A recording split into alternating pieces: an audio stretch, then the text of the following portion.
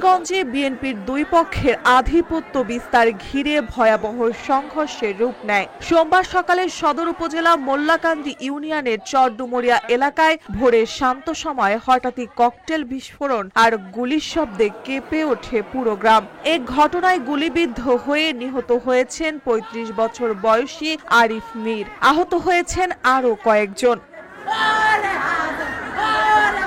নিহত আরিফ স্থানীয় খবির মীরের ছেলে। স্থানীয়রা জানান, দীর্ঘদিন ধরে জেলা বিএনপির আহ্বায়ক কমিটির সদস্য আতাউর রহমান মল্লিক এবং ইউনিয়ন বিএনপির সাবেক সহসভাপতি আওলাদ হোসেন গ্রুপের মধ্যে বিরোধ চলছিল।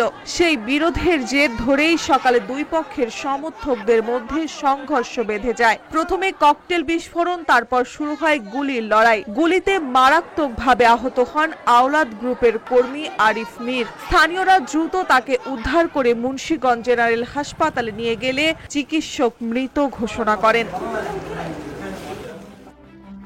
মুন্সিগঞ্জ জেনারেল হাসপাতালের জরুরি বিভাগের চিকিৎসক ডক্টর রুহুল আমিন জানান, দুজনকে গুলিবিদ্ধ অবস্থায় হাসপাতালে আনা হয়। এর মধ্যে আরিফকে মৃত ঘোষণা করা হয় এবং অপরজনকে উন্নত চিকিৎসার জন্য ঢাকা মেডিকেলে পাঠানো হয়েছে। ঘটনার খবর পেয়ে পুলিশ দ্রুত ঘটনাস্থলে পৌঁছে পরিস্থিতি নিয়ন্ত্রণে আনে। মুন্সিগঞ্জ সদর থানার ওসি জানান, এলাকায় এখনো উত্তেজনা বিরাজ করছে, তবে আইন শৃঙ্খলা পরিস্থিতি স্বাভাবিক রাখতে অতিরিক্ত পুলিশ মোতায়েন করা হয়েছে। মার্জিয়া মৌ, রূপালী বাংলাদেশ।